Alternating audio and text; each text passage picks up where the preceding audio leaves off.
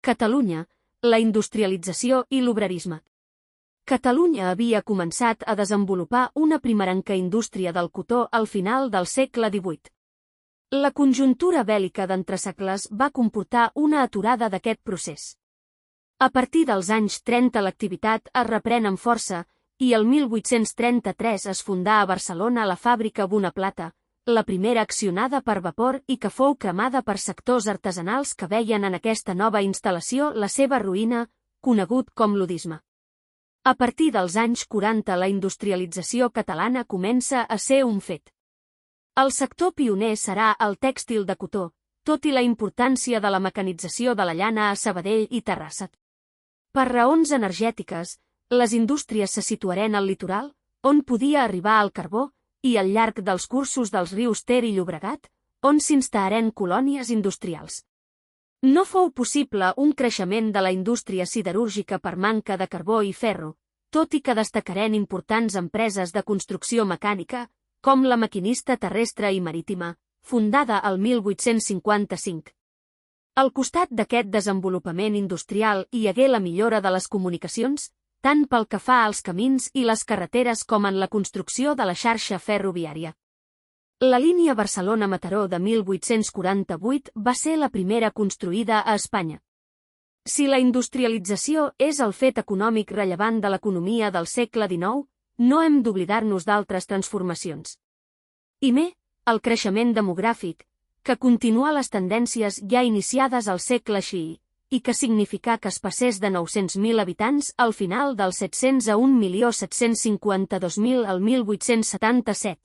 I destacaria el creixement dels nuclis industrials i de les ciutats, especialment Barcelona, que conegué l'enderroc de les muralles i fenòmens urbanístics com el projecte de l'Eixample, ideat per Ildefons Cerdà.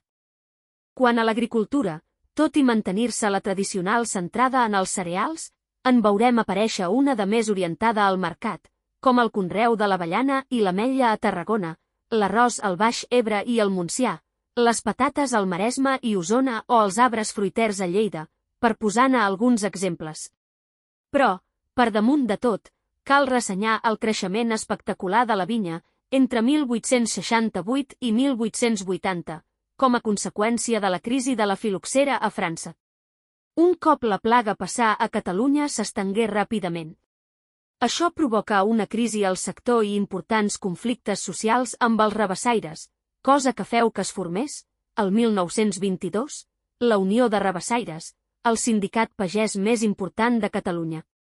La industrialització va veure aparèixer el proletariat. L'obrer industrial ben aviat prengué consciència de la seva situació laboral i de vida i començà a organitzar-se i a exigir millores socials. El 1834 tenim notícia d'un document fet per un grup de teixidors en el qual es queixaven, davant les autoritats barcelonines, de l'intent dels patrons d'engrandir la llargària de les peces pel mateix salari.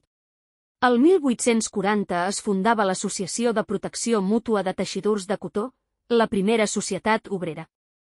Els anys del sexenni revolucionari coincidiren amb la implantació de la primera internacional obrera a Espanya.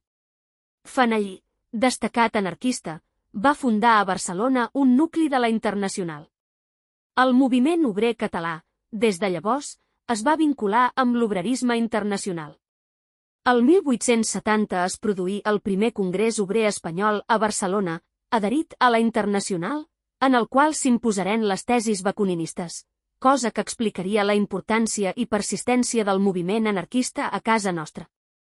Posteriorment se celebrà a Barcelona, el 1881, el Congrés de la Federació dels Treballadors de la Regió Espanyola, anarcosindicalista, i el 1879 Pablo Iglesias fundà el PSOE a Madrid i la UGT, el 1888, a Barcelona, de caràcter marxista.